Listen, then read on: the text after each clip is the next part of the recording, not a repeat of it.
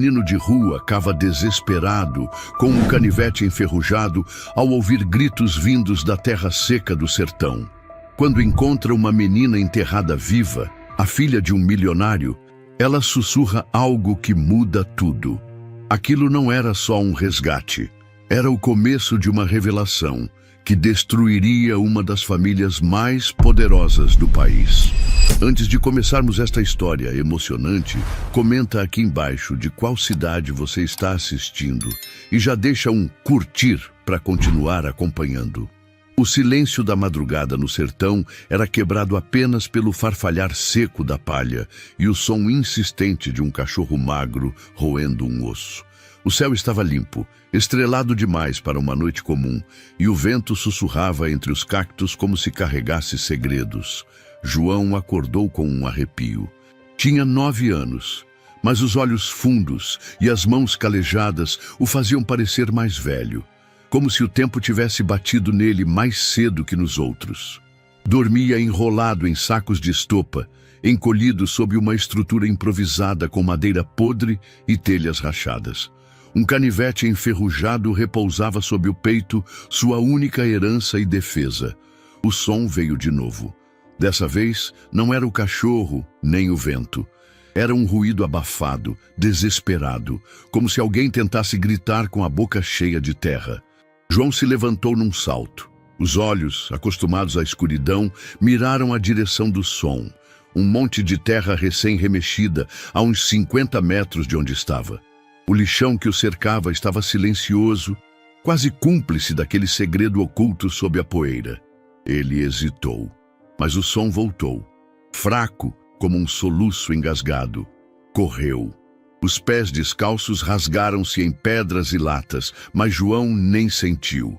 Seu coração batia no peito como um tambor de guerra. Chegando ao monte, ajoelhou-se.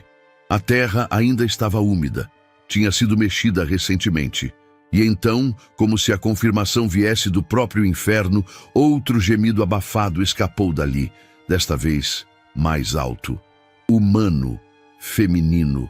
João cavou com as mãos primeiro, unhas sujas e pequenas avançando com fúria, como se cada punhado de terra que removia fosse a diferença entre vida e morte. A lama escorria pelos braços. O canivete entrou em ação para quebrar os torrões mais duros. A lâmina frágil quebrou no segundo golpe. Ele continuou com as mãos. Minutos que pareceram horas se passaram até que sentiu algo diferente sob os dedos. Tecido. Um pano fino, enrugado, sujo. João puxou e então viu os dedos. Pálidos, tremendo. "Moça!" ele gritou, ofegante, cavando ainda mais rápido. "Tá viva! Aguenta, moça!" Os olhos de Isadora se abriram como se acordassem de um pesadelo. Ela tossiu com violência, expelindo terra da boca. Estava em pânico, ofegante, os olhos arregalados, sem saber onde estava. Tentou gritar, mas sua voz era só um sussurro arranhado. João puxou o corpo dela para fora com esforço. Ela era magra, mas pesada para ele. O vestido rasgado estava coberto de barro, sangue seco nos joelhos e cotovelos. Ela chorava sem som, com a respiração presa no peito. Ele limpou seu rosto com a manga suja da camiseta. Tá viva, moça. Calma, eu te achei." Ela agarrou o braço dele como se fosse a última âncora no mundo e desmaiou. João sabia que não podia ficar ali. A área era conhecida por ser território de traficantes, e um corpo desenterrado podia significar morte para quem estivesse por perto. Ele a carregou nos ombros curtos, com as pernas bambas, arrastando-se até o abrigo. Cada passo doía, mas ele não parava. Chegando, colocou-a com cuidado sobre as mantas, pegou uma garrafa de água quase vazia, limpou-lhe os lábios e molhou a testa dela.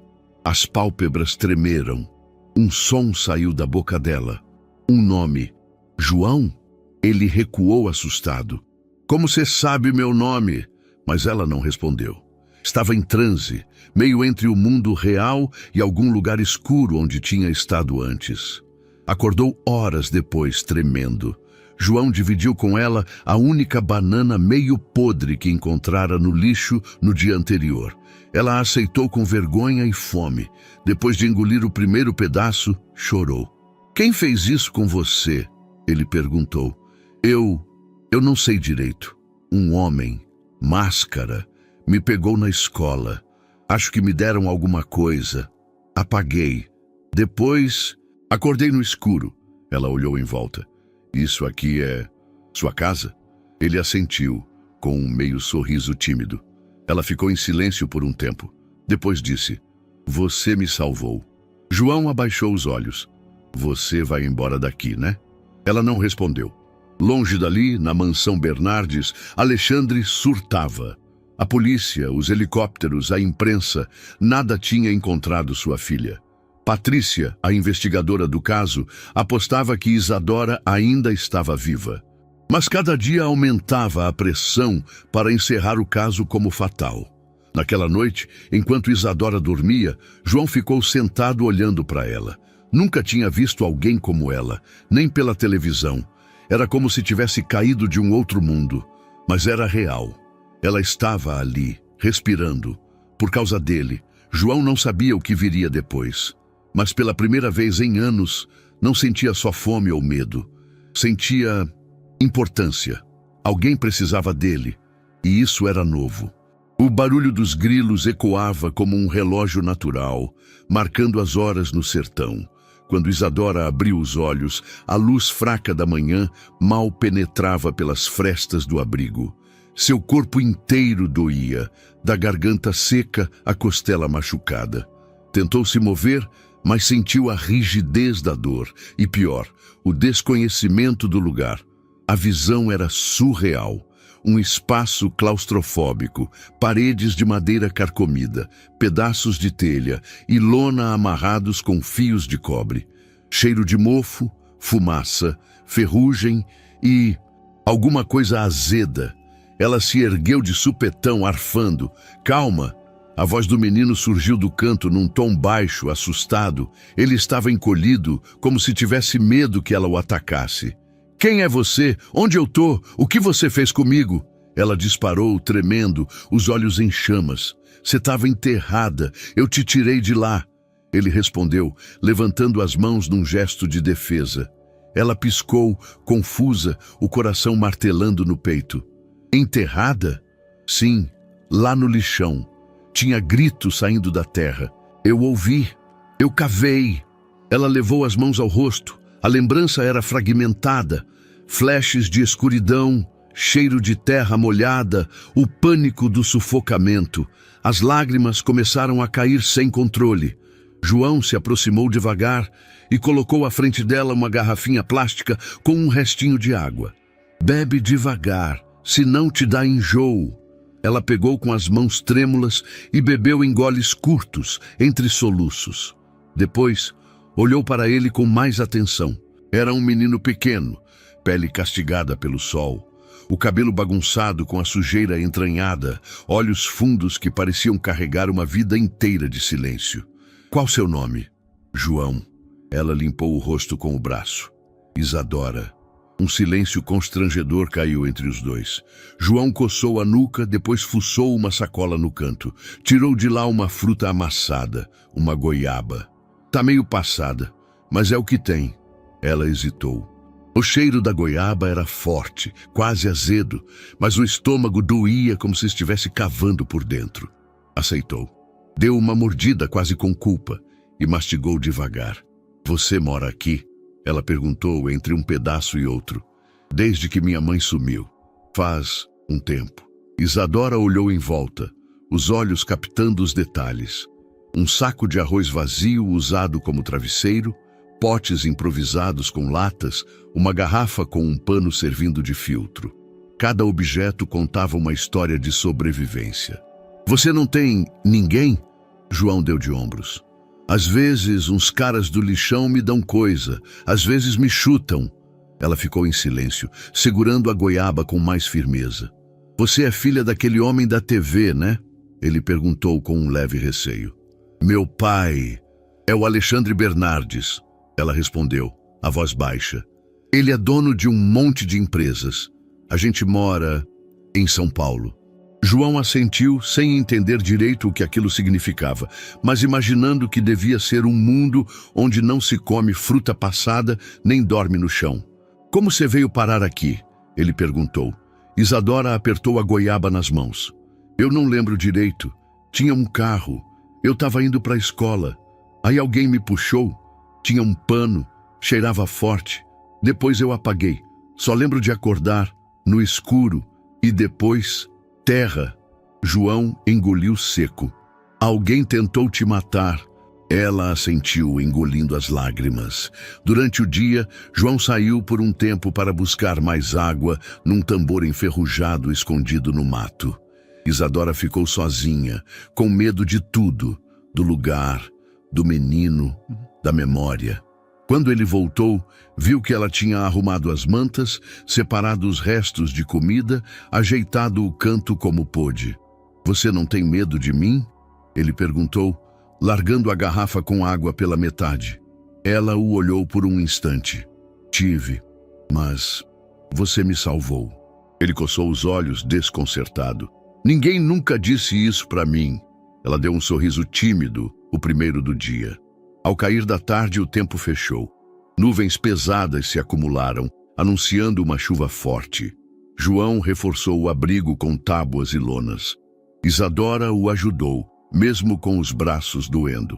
Quando as primeiras gotas caíram, os dois estavam sentados juntos, dividindo um cobertor fino, assistindo à tempestade como se fosse um espetáculo. Por que você me ajudou? Ela perguntou, olhando para a chuva. João ficou quieto por alguns segundos. Depois respondeu, porque eu ouvi você, e ninguém nunca me ouve. Isadora abaixou a cabeça. Um aperto no peito tomou conta dela. A tempestade lá fora rugia, mas o que se construía ali dentro era mais silencioso e profundo. Um elo improvisado entre dois mundos quebrados tentando encontrar abrigo um no outro. A manhã surgiu com uma névoa tênue e o cheiro de terra molhada ainda grudado no chão do sertão. O abrigo, por mais frágil que fosse, resistira à tempestade da noite anterior. João acordou primeiro. Saiu em silêncio, deixando Isadora dormindo enrolada nas mantas finas.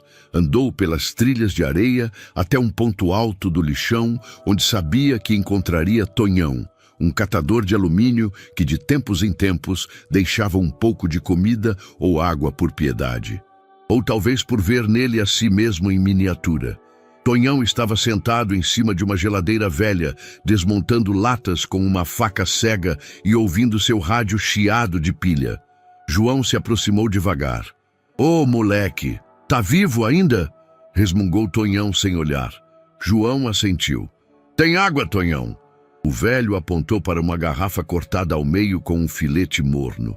João bebeu devagar, quase em silêncio. O rádio falava de política, depois de futebol, depois... E seguimos com a cobertura do caso Isadora Bernardes. A filha do empresário Alexandre Bernardes está desaparecida há 3 dias. Novas pistas indicam que ela pode estar em algum ponto do interior.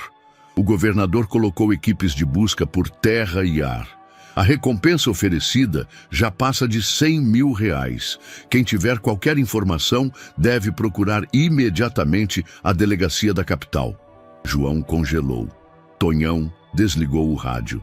Essa menina aí, que sumiu, deve estar morta já. Esses ricos têm inimigo até dentro de casa. João ficou parado, sentia o coração batendo nas têmporas.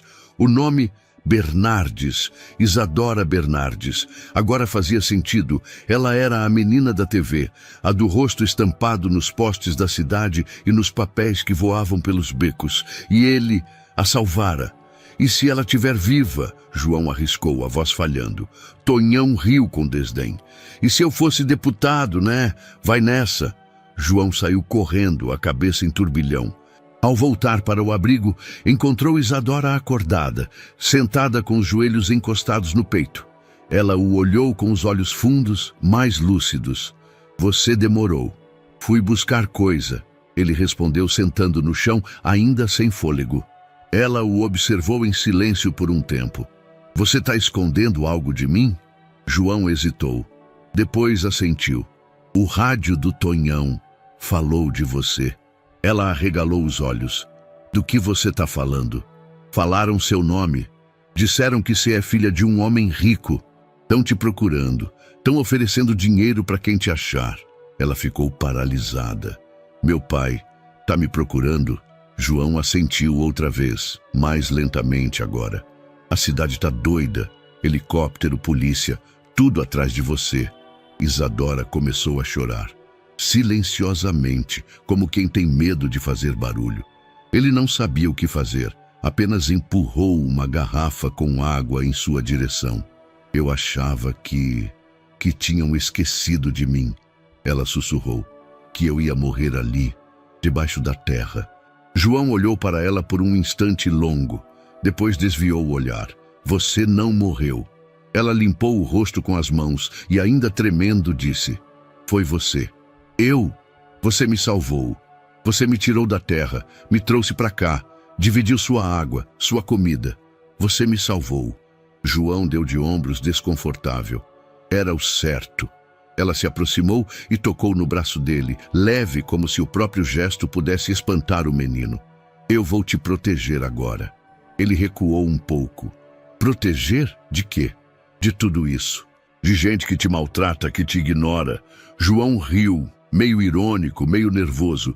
Você acha que pode mudar isso só porque é rica? Ela ficou em silêncio. Não porque não tivesse resposta, mas porque entendeu que as feridas dele eram mais antigas do que qualquer promessa que pudesse fazer. Naquele fim de tarde, João olhava o céu enquanto esculpia com uma pedrinha o cabo do velho canivete quebrado. Isadora, ao lado, observava os urubus circulando ao longe. Você já teve medo de morrer? Ela perguntou. João demorou para responder. Todo dia, mas depois passa, porque se você morre, pelo menos para de doer. Ela baixou os olhos. Eu tinha tudo, mas não tinha ideia do que era dor. Agora eu entendo. Ele a olhou de lado. Você não é como os outros ricos. Talvez porque você me viu de um jeito que ninguém nunca viu. Nem eu. À noite o vento voltou forte. As lonas batiam como velas rasgadas. Eles se encolheram no canto mais protegido. Isadora tremia, e João dividiu com ela o pano que usava para dormir. Se amanhã você for embora, ele disse de repente, não conta que fui eu.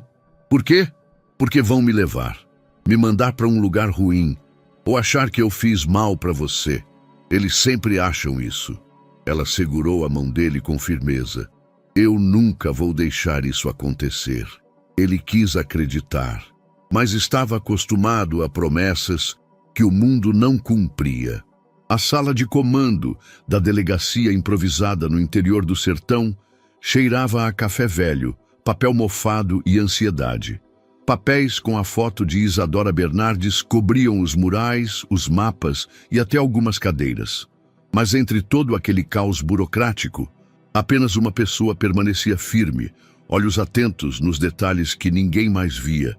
Patrícia Rocha, 38 anos, investigadora-chefe da Divisão de Pessoas Desaparecidas, não era o tipo de policial que esperava ordens.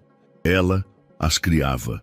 E naquele momento, enquanto olhava a foto de Isadora pela 10ª vez naquela manhã, algo lhe corroía por dentro, a sensação de que a menina ainda estava viva. Disseram que encontraram um pano com perfume perto da escola, comentou um agente, colocando um saco plástico sobre a mesa. Patrícia cheirou de leve. Clorofórmio e floral. Mistura de sedativo com disfarce de colônia barata. Alguma novidade com os drones? Nada útil, ela respondeu. Mas eles estão procurando no lugar errado. Os outros se entreolharam. Ela puxou o mapa. Se eu quisesse esconder algo, não iria para a rota óbvia. Eu fugiria pelo sertão, onde o relevo é difícil, mas o abandono é maior. Lixões, comunidades isoladas, lugares onde ninguém olha 2 vezes. Ela circulou uma área em vermelho, o epicentro, um lixão a céu aberto, fora da rota dos helicópteros. Quero patrulha a pé, discreta, e alguém que conheça a área, catadores, moradores, qualquer um. Enquanto isso, no abrigo improvisado, João e Isadora acordavam sob o calor sufocante. A goiaba havia acabado, a água estava no fim, e a tensão no ar era visível, não só pela fome, mas por algo mais. João sentiu isso primeiro, uma presença estranha. Passos, vozes abafadas, sussurros. "Fica aqui", sussurrou ele, saindo agachado pela fresta da lona. Isadora ficou encolhida, os olhos arregalados. 2 homens vasculhavam o lixão. Roupas sujas, facas nas cinturas, olhos atentos. João reconheceu um deles. Canela, um conhecido por roubar fios de cobre e vender partes de motores velhos. O outro era novo, talvez pior. "Diz que viram gente nova por aqui", dizia Canela. "Uma menina, loira, sozinha, ou com um moleque." João prendeu a respiração. "Se acharmos, a recompensa é nossa, 100.000. "E se ela viu coisa que não devia?" perguntou o outro. "Aí, meu amigo, vai para a mesma cova onde saiu." João voltou para dentro do abrigo. "Tem gente procurando você. Aqui." "Agora?" Isadora tremeu. "E se acharem?" Ele pegou um pedaço de madeira, o mais firme que tinha. "Eu não vou deixar." Os homens se aproximaram. O abrigo parecia invisível à primeira vista, mas um cachorro faminto começou a latir. Canela seguiu o animal até a estrutura. "Tem coisa aqui." João saiu na frente, os braços erguidos, a madeira escondida atrás das costas. "Só tô eu aqui. Não tem mais ninguém." Canela deu um passo à frente. "Mentira. Tem pegadas pequenas e uma coisa rosa jogada ali. Isso é tecido de roupa de menina." João recuou. Foi quando o outro puxou o pano e Isadora gritou. "Solta ela!" João berrou, avançando com o pedaço de madeira. O impacto no braço do homem fez com que ele deixasse cair a faca. Canela agarrou João pelo colarinho, levantando-o do chão. "Quer morrer, moleque?" Antes que a ameaça se cumprisse, um grito ecoou do alto do monte de lixo. "Solta ele agora!" Era Zeca, um catador velho e mal cheiroso, mas conhecido por ter um tipo estranho de autoridade entre os demais. Estava com um cano na mão e outros 3 homens atrás. "Não toquem neles, ou saem daqui agora, ou vão sair em pedaços." Canela hesitou. O outro homem recuou. Zeca desceu com firmeza, encarando-os até que sumissem entre os montes de metal e lixo. João caiu de joelhos, tremendo. Isadora correu até ele, os 2 respirando como quem sobreviveu a um naufrágio. Zeca os observou por um tempo. "Você é o menino da estopa. Não fala com ninguém, sempre sozinho. Agora tá com ela." João assentiu, sem forças para palavras. Zeca se agachou. "Essa menina é a da TV?" Isadora olhou para João. Ele não respondeu. Zeca tirou do bolso um rádio de pilha. "É ela, né?" Silêncio. "Então escuta, tem uma mulher aí na cidade. Patrícia. Tá dizendo que a menina tá viva, que não vai desistir. Eu conheço gente que conhece ela. Vou mandar recado, mas vocês têm que ficar escondidos e calados." João assentiu. "Se fizer isso, ela vem?" Isadora perguntou, a voz embargada. Zeca olhou para ela com uma firmeza inesperada. "Se for quem eu acho, ela vem." Horas depois, Patrícia recebeu o recado via um intermediário. Um menino que vendia balas e ouvira o que Zeca dissera no rádio local. A mensagem era clara. "A menina loira tá viva, com o moleque do lixão. Esconde bem, mas teve encrenca." Patrícia não disse nada. Apenas sorriu pela primeira vez em dias. Ela sabia onde procurar agora. O som grave do helicóptero rompia o céu como um trovão mecânico, fazendo tremer o solo ressecado do sertão. O lixão parecia emudecido, cada pedaço de metal e plástico reverberando com a aproximação da máquina que rasgava a paisagem árida. Para João, aquilo não parecia socorro, parecia ameaça. Isadora estava encostada em um dos barris velhos, protegendo os olhos da poeira que o vento levantava. A camiseta improvisada como curativo em seu braço tremulava. O olhar dela se voltava repetidamente para João, que observava tudo com uma expressão indefinível, mistura de medo, dúvida e algo mais fundo: distância. Quando o helicóptero pousou, a poeira virou tempestade. Homens fardados desceram rápido, liderados por uma mulher de olhar firme e passo seguro. Patrícia. Ela não falava, apenas escaneava o ambiente com os olhos. Zeca apontou para o esconderijo. Ali, estão ali. Patrícia se adiantou. Os outros esperaram. Ela não precisava de proteção. Queria contato, queria saber quem era o menino que, segundo o recado que recebera, salvara a filha de Alexandre Bernardes, o magnata que pressionava o governo dia e noite. Quando chegou, viu os dois. Isadora se levantou com esforço, cambaleando, os olhos marejados e o rosto pálido. Correu, ou tentou correr, até Patrícia. A mulher a segurou firme nos braços, acolhendo-a como uma filha perdida. Sou Patrícia. Tá tudo bem agora. Você está segura. Isadora chorou, encharcando o ombro da policial. Patrícia acariciou seus cabelos sujos, ignorando o sangue seco, a poeira e o fedor. Tudo que via ali era vida e sobrevivência. João observava, parado.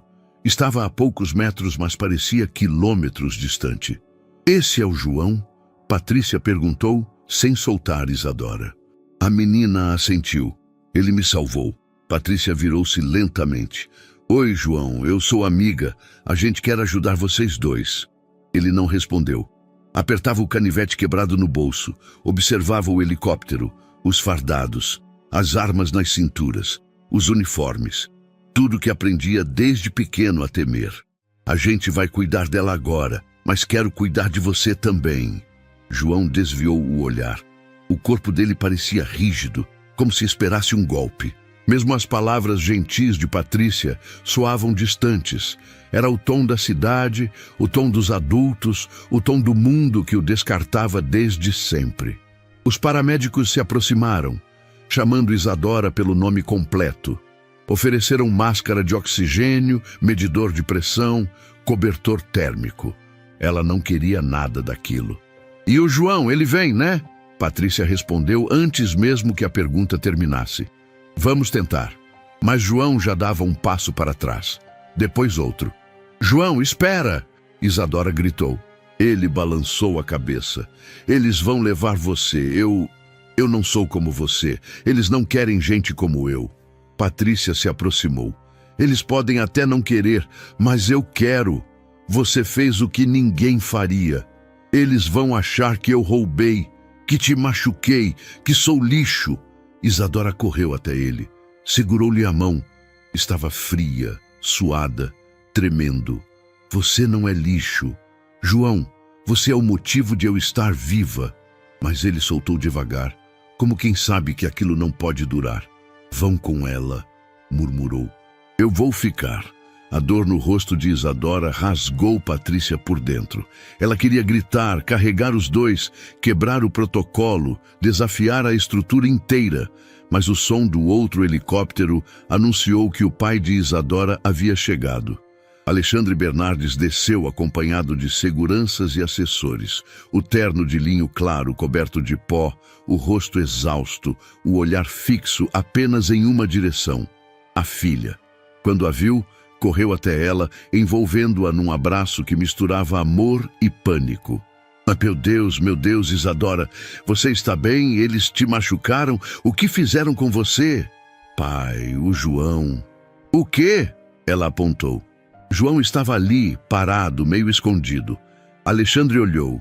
Viu um menino franzino, sujo, maltrapilho, com olhos de cão ferido, e por um segundo, apenas um segundo, hesitou. Ele te fez algo? Ele me salvou. Patrícia se adiantou. Esse menino achou sua filha enterrada, cuidou dela, deu o pouco que tinha. Alexandre respirou fundo. Depois murmurou. Então ele já fez o suficiente. Patrícia franziu o senho. Senhor Bernardes, vamos levá-la, agora. E o João? Você quer que eu leve um garoto do lixão para minha casa? Para conviver com minha filha traumatizada? Não. Ele ajudou. E agradecemos. mas cada um volta para sua realidade. Isadora segurou o braço do pai. Não, ele é meu amigo. Você não entende. Eu entendo muito bem. E é por isso que não posso misturar as coisas. Não agora. Patrícia tentou argumentar, mas Alexandre já estava puxando Isadora, os seguranças cercando. A menina lutava, gritava, olhava para trás, esticava o braço. João ficou imóvel, apenas observou. E então, o helicóptero levantou voo, levando Isadora embora. De novo. Na Casa Bernardes, em São Paulo, tudo era silêncio luxuoso. O som abafado de passos em carpetes, o sussurro de portas fechadas, o tilintar de copos caros. Mas no quarto de Isadora, o choro era alto, sincero, violento. Ela recusava comida, recusava psicólogos, recusava falar. Só repetia: "Cadê o João?" Ninguém sabia o que dizer. João, por sua vez, voltava ao abrigo como quem retorna ao seu túmulo. A estrutura estava lá, intacta, mas algo havia morrido. Sentou-se no chão, abraçado aos joelhos. O som do helicóptero ainda ecoava em sua cabeça. A imagem de Isadora sendo levada, as mãos dela tentando alcançá-lo. A promessa que ela não pôde cumprir. Naquela noite, o sertão estava mais escuro do que nunca. E João sentia pela primeira vez em muito tempo uma dor que não era física. Era a dor de ter sido visto e depois deixado para trás. O tempo voltou a correr devagar. Cada manhã parecia se arrastar por séculos sob o sol escaldante e cada noite trazia o silêncio pesado do abandono. O lixão respirava sua rotina mórbida, o barulho dos urubus, o cheiro de podridão e metal quente e o farfalhar das sacolas se debatendo ao vento. João estava ali, novamente invisível. Aquele canto de madeira e plástico que por alguns dias parecera um refúgio compartilhado, agora era apenas o que sempre fora, um abrigo improvisado demais para ser casa e resistente demais para ser apenas lixo. Ele acordava cedo, antes do calor ficar insuportável, e andava entre os montes de entulho procurando pedaços de cobre, latas e restos com algum valor. Os catadores mal o notavam. Alguns acenavam, outros apenas ignoravam. Na primeira manhã após a partida de Isadora, ele ainda olhava o céu, esperando talvez ouvir o ronco distante do helicóptero voltando. Mas ele não voltou, e ela também não. As noites eram piores. João não dormia de verdade. Cochilava entrecortado, ouvindo cada estalo, cada farfalhar, cada ruído de rato ou cobra. E quando finalmente conseguia adormecer, ela vinha. Nos sonhos, Isadora, suja de terra, os olhos cheios de medo, a voz abafada dizendo: "Me tira daqui." Outras vezes era o helicóptero levando-a embora. E ele correndo atrás, gritando com a garganta rasgando de tanto tentar impedir. Acordava suando, com o coração disparado e a mesma sensação de impotência o esmagando. Na mansão Bernardes, o silêncio tinha outro tom. Era decorado. Isadora mal saía do quarto. As janelas estavam sempre fechadas, as persianas abaixadas. Os psicólogos vinham em turnos. Tentavam falar sobre traumas, resiliência, reintegração. Ela ouvia. Às vezes fingia concordar, mas não falava de João. E se falava, era só para perguntar. Ele está bem? Está seguro? Ninguém tinha resposta. Tentaram distraí-la com atividades. Piano, leitura, passeios no jardim, filmes. Nada funcionava. Na escola não durou uma semana. O portão, os corredores, os colegas, tudo a sufocava. As perguntas, os olhares, a curiosidade, parecia que todos queriam algo dela, menos silêncio. Ela não voltou. Passava as tardes, rabiscando frases soltas num caderno. Terra, João, abrigo, goiaba, barulho do helicóptero. Seu pai observava com preocupação crescente, mas não sabia o que fazer. Num fim de tarde abafado, enquanto João separava alumínio num canto distante do lixão, ouviu um assobio. Virou-se. Patrícia. Ela estava vestida de forma simples como alguém comum, sem distintivo à mostra. Veio sozinha. Ele se afastou imediatamente. Calma, eu não vim te levar à força. João não respondeu. Continuou fingindo que limpava uma lata. Isadora perguntou por você, todos os dias. Ele ergueu os olhos por um breve instante, mas não disse nada. Patrícia se sentou num pedaço de madeira ao lado, sem invadir seu espaço. Ela não está bem, está com pesadelo, rejeitando tudo. Você foi o único lugar seguro dela durante dias. E agora, parece que perdeu isso também. João largou a lata, olhou o chão por alguns segundos antes de falar. Ela não pode ficar triste. Ela tem casa, pai, comida, roupa limpa. E você não tem nada disso, é isso? Ele não respondeu. Você tem nome, João, história, e tem o direito de ser cuidado também. Ele deu um sorriso irônico. Sei. Cuidado igual quando chega a polícia e me chama de ladrão. Patrícia não recuou. Não vou mentir para você. O mundo é injusto, mas você não é invisível para mim, e não foi invisível para ela. Ele apertou os punhos. A emoção engasgada saía em gotas de raiva disfarçada. Ela prometeu. Disse que ia me proteger, mas foi embora. Igual todo mundo. Ela quis ficar. Eu vi. João não aguentou. Levantou-se. Virou de costas. Vá embora, por favor. Patrícia assentiu. Levantou-se devagar. Vou voltar, João. Não porque acho que você precisa de mim, mas porque acho que o mundo precisa de meninos como você. Ele ficou ali, parado, enquanto ela se afastava pelo caminho de terra. O sol baixava no horizonte, tingindo tudo de laranja sujo, como ferrugem no céu. João olhou para o abrigo, depois para o céu, e pela primeira vez não chorou, mas também não fingiu que não doía.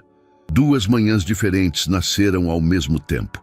Em um canto esquecido do sertão, João despertava com o rosto suado, as costelas doendo por mais uma noite mal dormida sobre o chão duro. Do outro lado do país, Isadora era acordada por uma enfermeira particular com voz suave, lençóis de algodão egípcio e uma bandeja de café da manhã que ela sequer olhava. Os dois olhos abriram no mesmo instante, mas os mundos onde habitavam pareciam separados por séculos de distância. No lixão, João empurrava com dificuldade um carrinho improvisado de madeira, onde acumulava tudo o que pudesse render alguns trocados. Latas, fios de cobre, pedaços de alumínio sujo, carcaças de ventilador. Caminhava devagar, o sol ardendo sobre o couro cabeludo queimado de tanto tempo sem boné. As mãos doíam, 2 mapas de calos, feridas e cicatrizes. Ele evitava olhar para o abrigo onde estivera com Isadora. Passava ao largo, fingia que era só mais um monte de entulho. Mas por dentro, algo nele se partia a cada dia que aquela estrutura seguia vazia. O canto onde ela dormiu, o pano rasgado que ela usava como cobertor, o resto de goiaba que ele nunca jogou fora. Ela tinha ido embora, e ele estava de volta ao invisível. Na mansão Bernardes, Isadora recusava o café da manhã pela 3ª vez naquela semana. Alexandre insistia, sem saber o que mais fazer. Tentava distraí-la com promessas. Vamos ao litoral, te comprei aquele tablet novo. Você quer um cavalo? Ela não queria nada, apenas repetia como um refrão constante. E o João? O pai bufava, tentava ignorar, mudar de assunto, mas ela voltava sempre à mesma linha. Você prometeu que ia protegê-lo. Você disse que ia cuidar de mim. Ele faz parte disso. Isadora, já conversamos sobre isso. Aquele menino, ele é um caso da polícia, dos serviços sociais. Não, ele é meu amigo. Alexandre desviava o olhar. O assunto lhe causava desconforto. Tinha vergonha de admitir, até para si mesmo, que temia o que as pessoas diriam caso trouxesse um menino do lixão para dentro da própria casa. Isadora sabia disso, e por isso começou a agir. Primeiro, se recusou a voltar ao colégio, não sem saber dele. Depois, recusou os psicólogos, os terapeutas, até os passeios. Passou a trancar-se no quarto com o rádio velho que trouxera escondido do lixão. Mesmo sem funcionar, mantinha-o perto. Gravava áudios no próprio celular, recitava os momentos que viveu com João. Guardava como se fossem diários, como se de alguma forma ele pudesse ouvir. Enquanto isso, nas redes sociais, a história já começava a sair do controle. A primeira matéria surgiu de forma tímida num blog investigativo. Afinal, quem é o menino que salvou Isadora Bernardes? Em poucas horas, outros veículos pegaram o gancho. A informação era confusa. Alguns diziam que ele era órfão, outros que era catador. Alguns afirmavam que era apenas um menino que estava no lugar certo, na hora certa. Mas o nome João começou a circular. A polarização veio em seguida. De um lado, os defensores. Esse garoto precisa ser adotado. Agora, onde está a justiça social? Ele é um herói. Do outro, os críticos. Será que não foi ele quem armou tudo? Muito conveniente esse salvamento. Querem limpar a imagem da família rica. Parece roteiro de novela. Alexandre Bernardes convocou sua assessoria de imprensa. Ordenou controle total das comunicações. Minha filha foi sequestrada, quase morta. E agora querem transformar isso num espetáculo? Mas a opinião pública está do lado do menino. Ignorá-lo pode parecer frieza, alertou um assessor. Alexandre fechou a mão com força. Ele é só um menino de rua, um reflexo da falência do Estado. Não é minha responsabilidade. Mas é a de sua filha, disse alguém em voz baixa. Isadora não esperou mais. Gravou o vídeo com a ajuda da funcionária que cuidava dela desde pequena. Pediu que filmasse apenas o rosto, sem maquiagem, sem ensaio. Olhou direto para a câmera e falou com a firmeza de quem viu a morte de perto. Meu nome é Isadora Bernardes. Eu fui sequestrada, enterrada viva e sobrevivi porque João me salvou. Ele é um menino que vive no lixão sozinho. Me deu tudo o que tinha. Me protegeu. E agora ele está sendo ignorado, esquecido. Eu não vou aceitar isso. Não quero que falem de mim sem falar dele. Não quero homenagens se não forem para nós dois. Ele não é um coadjuvante. Ele é meu herói. E eu não vou sossegar enquanto ele não for tratado com a dignidade que merece. Ela postou o vídeo na própria conta privada. Em 2 horas, viralizou. O vídeo explodiu. Foi parar nos maiores portais. As hashtags Justiça por João e Herói do Sertão tomaram as redes. Programas de TV pediram entrevistas. Influenciadores fizeram vídeos emocionados. No lixão, João não entendia muito do que acontecia, mas ouviu. Zeca lhe mostrou o vídeo num celular velho. Os olhos dele marejaram, mas ele disfarçou. Ela falou de mim. Ela não esqueceu, disse Zeca. João ficou em silêncio. Depois perguntou, você acha que isso muda alguma coisa? Antes que Zeca respondesse, uma voz conhecida surgiu ao fundo. Pode mudar se você quiser. Patrícia estava ali de novo, simples, sem uniforme, apenas com os olhos firmes de sempre. Quero que venha comigo até a cidade, só para conversar, sem obrigações. E se for a armação? Não é? Tem gente querendo ouvir o que você tem a dizer. Tem gente que está te vendo. João olhou para o céu. Um urubu circulava no alto, preguiçoso. Eles vão me chamar de bandido. Alguns sim, mas outros vão ouvir a verdade. Ele pensou por um tempo, depois assentiu. Então vamos. E pela primeira vez, João saiu do lixão com o peito mais alto. Não era fuga. Era o começo de um embate. O centro da cidade parecia outro mundo. João andava colado a Patrícia, os olhos baixos, assustado com os arranha-céus, o barulho dos carros, a velocidade com que as pessoas passavam sem olhar. No lixão, ele sabia onde pisar, que som significava perigo, que cheiro avisava sobre podridão. Ali, tudo era barulho demais e empatia de menos. Ele usava uma camiseta limpa, que Patrícia trouxera, mas ela ainda coçava. Os sapatos apertavam, os olhares incomodavam. Na recepção do estúdio de TV, a maquiagem tentou disfarçar o medo nos olhos dele, mas não conseguiu. Fala com calma. Seja você. Não precisa responder nada que não queira, disse Patrícia antes da gravação. João assentiu, mas a garganta estava seca e o estômago virado. No estúdio, o apresentador sorriu largo, apertou a mão de João de forma performática. Você é o famoso João, o herói do sertão. Que honra ter você aqui com a gente. Ele não sabia o que dizer. Conta pra gente, João, como foi encontrar Isadora? Você a conhecia de antes? Como sabia que ela estava ali? O menino franziu a testa. Eu ouvi ela gritando. Estava enterrada. Eu cavei com a mão, com o canivete. Canivete! O apresentador fez uma careta sutil. Você andava armado? É que lá é perigoso. Entendi. Mas me diz, João, por que você não levou ela direto para a polícia? Por que escondeu ela por 2 dias? Patrícia se mexeu na cadeira, irritada. João hesitou. Eu fiquei com medo. Gente como eu, quando chega perto da polícia, às vezes some. O apresentador sorriu desconfortável. Claro. Mas você sabia quem ela era, né? Sabia que era a filha do Bernardes? Depois sim, no começo não. O corte da entrevista deixou apenas as partes que levantavam dúvida. O canivete, o esconderijo, a demora.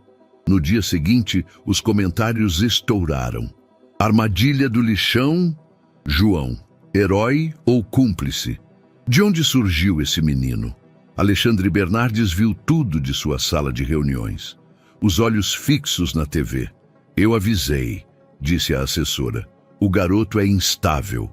A imprensa vai triturá-lo. Ele se levantou e foi até a janela. Estão usando ele, é óbvio. Patrícia está manipulando essa situação para se promover. Quer que emitamos uma nota? Ele hesitou. Ainda não. Vamos observar mais um pouco. Mas por dentro, Alexandre temia algo que não sabia nomear, que o garoto virasse uma figura pública, uma peça que ele não pudesse controlar e que de alguma forma ameaçasse seu império de imagem. Enquanto isso, Isadora assistia à entrevista escondida no tablet. Chorou. Apertou o travesseiro contra o rosto. Eles estão distorcendo tudo. Ela tentou falar com o pai, mas ele não quis conversa.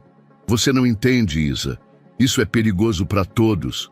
A imprensa não tem amigos. Esse garoto está no meio de um jogo grande demais para ele. E se você é parte desse jogo, pai? Ele ficou em silêncio. Naquela mesma tarde, a imprensa recebeu um novo rosto. Norberto Aranha, ex-diretor do Grupo Bernardes, reapareceu em uma coletiva discreta num hotel 5 estrelas. Cabelos grisalhos bem aparados, terno sob medida, voz calculadamente pausada. Vim oferecer meu apoio à família Bernardes. Isadora é como uma neta para mim. Trabalhei com Alexandre por anos. Fui afastado injustamente, sim, mas isso agora não importa. Estamos diante de uma tragédia humana. Meu compromisso é com a verdade. O vídeo da coletiva correu pelas redes como pólvora. Patrícia assistiu da viatura. Sentiu um calafrio que não vinha só da raiva. Mentiroso. Ela pegou o telefone. Quero tudo sobre Norberto Aranha. Últimos negócios, contatos, registros e alguém que me diga o que ele fazia quando Isadora desapareceu. No apartamento temporário onde Patrícia deixara João, ele mexia no celular emprestado. Lia os comentários, sem entender bem a maioria, mas entendeu os olhares no elevador. O silêncio estranho da funcionária que entregava a marmita. A forma como trancaram a porta com um estalo forte. No lixão era invisível. Na cidade, era suspeito. Ele sentou na cama. Pegou o canivete quebrado do bolso. Passou o dedo sobre o cabo. Devia ter ficado onde ninguém me via. Mas então, lembrou dela. Do jeito que Isadora dizia seu nome. Do olhar que ela tinha quando dizia, eu te vejo. E isso, por um instante, bastou para ele não desistir. Ainda não. O sertão parecia outro país. O asfalto terminava onde começava o silêncio, e Patrícia sentia o peso do calor antes mesmo de descer do carro. A vegetação era rala, a terra rachada. O vento soprava poeira e lembranças. Ela caminhou até a pequena vila, guiada por registros que não existiam nos sistemas modernos. Teve que recorrer a arquivos físicos, listas de cartório e relatos de moradores antigos para localizar o que buscava. O lugar onde João havia nascido, ou pelo menos deixado para trás. O povoado chamava-se Passagem Velha. 2 ruas principais, uma igrejinha com o sino enferrujado e meia dúzia de casas cercadas por cercas de arame. No bar da esquina, homens velhos jogavam dominó e olhavam para ela como quem vê uma intromissão. Patrícia se apresentou com educação, mas foi a menção ao nome de João que abriu a primeira porta. Joãozinho, aquele menino que foi largado perto do posto de saúde faz uns 9 anos? Um homem se levantou. Eu vi, era um bebê. Alguém deixou na maca e foi embora. Quem deixou? Perguntou Patrícia. Ninguém viu, mas falaram que era um homem rico. Tinha carro importado. Ficou parado uns minutos e depois sumiu. Patrícia anotou. Alguém registrou isso? Na época, foi só boca a boca. Aqui papel não vira justiça, vira forro de prateleira. O posto de saúde ainda funcionava, mas mal. As paredes descascando, cheiro de mofo e desinfetante vencido. Lá dentro, um enfermeiro aposentado limpava armários quando Patrícia chegou. Seu Alfredo? Ela perguntou. O homem virou-se devagar. Usava óculos grossos e um colete desbotado. Sou eu. Ela mostrou a identidade. Explicou por que estava ali. Ele parou por um tempo pensativo. Lembro daquele dia. Aconteceu numa tarde de domingo. Estava de plantão sozinho. Um carro preto, muito caro, parou em frente. Um homem desceu com um embrulho no colo. Um bebê veio até mim. Não disse nome, só falou, cuidem dele, não posso mais, e foi embora. Patrícia anotava tudo, mas algo no tom dele a fez parar. O senhor reconheceria esse homem? Alfredo hesitou. Não com certeza.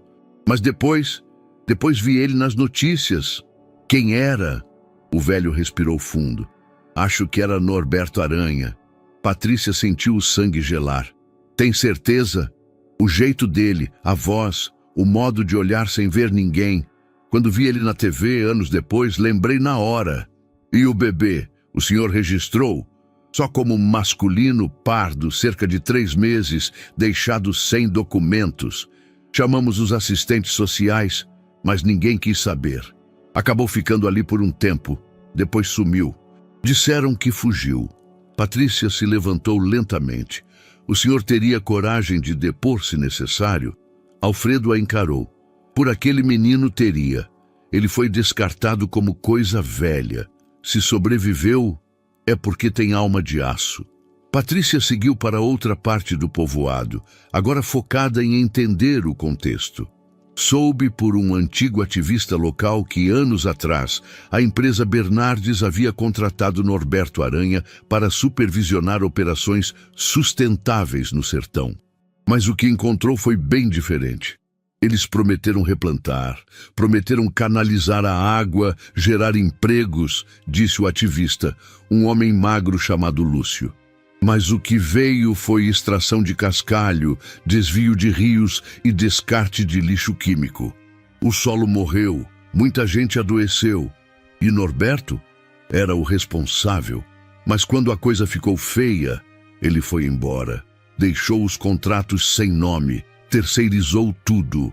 Ninguém conseguiu provar nada. Patrícia anotava tudo, o quebra-cabeça ganhando forma. Na pousada simples onde se hospedou naquela noite, Patrícia espalhou os papéis sobre a cama. As peças estavam ali. João foi deixado por um homem rico. O enfermeiro jurava ser Norberto. Norberto havia comandado projetos no sertão que geraram escândalos abafados. João surgiu no mesmo período em que as operações colapsaram. Coincidência demais. Patrícia fechou os olhos. Sentiu o peso daquilo. Não podia acusar sem provas. Mas a intuição, aquela que a acompanhava há décadas, dizia com clareza: João não foi apenas um menino abandonado. Ele foi escondido. E alguém queria que ele nunca fosse encontrado. Ela pegou o celular. Digitou uma mensagem para si mesma. Norberto tem mais ligação com João do que admite. Investigar registros antigos da empresa, cruzar datas, buscar hospital onde a mãe dele deu entrada. Ela apagou e escreveu de novo. Mais direto. Norberto Aranha pode ser avô de João. Ainda não era fato. Mas era um fantasma que agora rondava todos eles. A pasta de papel grosso estava sobre a mesa há horas. Patrícia havia chegado da viagem ao sertão com o corpo moído, a cabeça pesada e o coração em desalinho. Mas não dormiu, nem por um minuto. Ali, entre folhas amareladas, registros hospitalares antigos, relatórios de doações e prontuários esquecidos, ela tinha o que buscava e o que temia encontrar. Um nome, uma ligação. Helena S. Aranha, filha de Norberto Aranha, internada pouco mais de 9 anos antes em uma clínica particular, por estresse pós-parto e crise emocional aguda. Nenhuma certidão de nascimento associada ao bebê, nenhum nome de pai, nenhum registro oficial de adoção. E no campo de responsável pelo paciente, o mesmo nome, Norberto Aranha. Patrícia soube naquele instante. Não precisava de DNA. A verdade já doía por ser evidente. João era neto biológico de Norberto Aranha.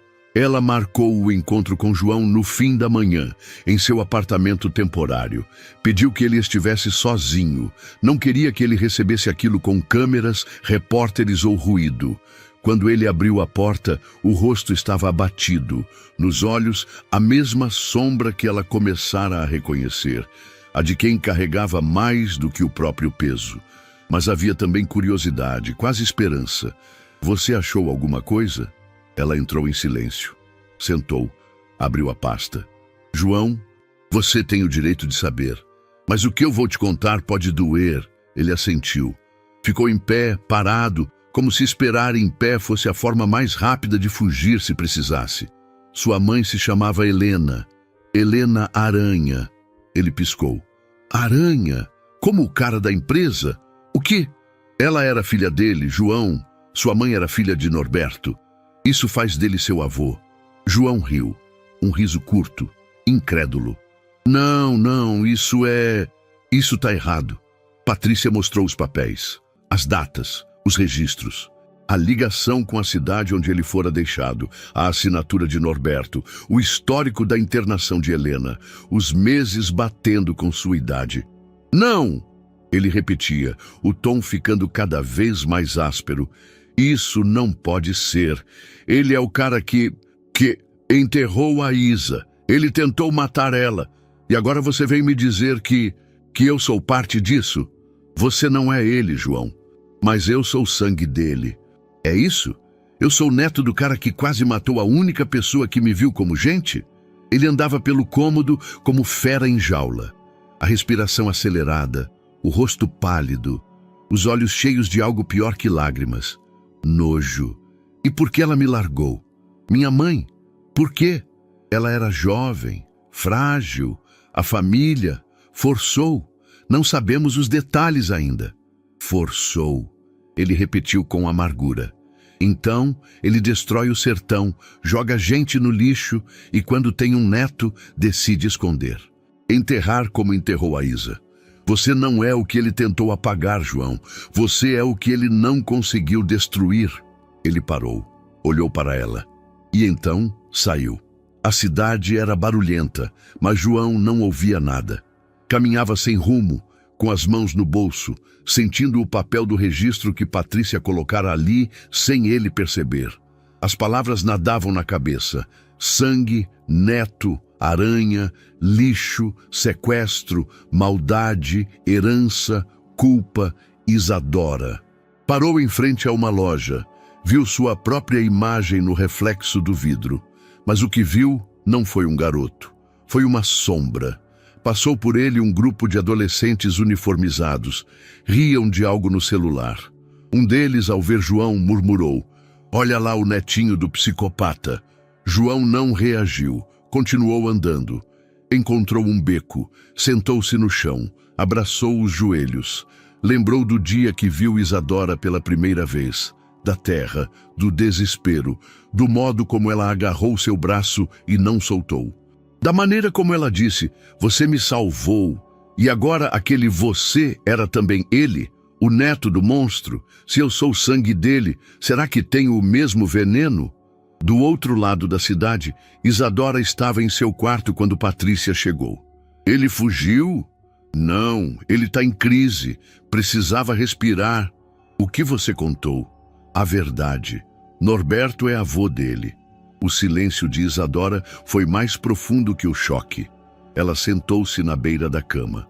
Isso muda tudo. E ao mesmo tempo não muda nada. Ela saiu sozinha.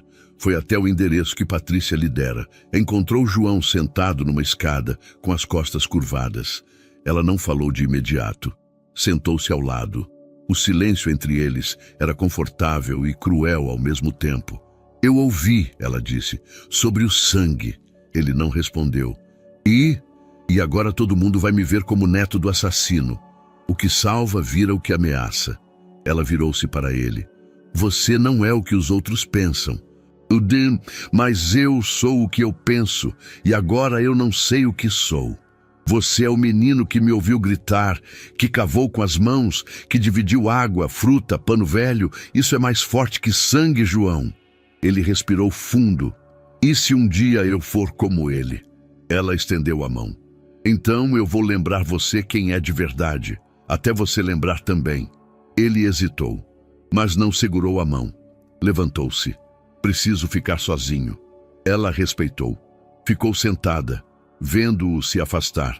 Mas sabia, mesmo que ele ainda não aceitasse, a verdade já tinha sido plantada, e ela não iria deixá-lo se perder.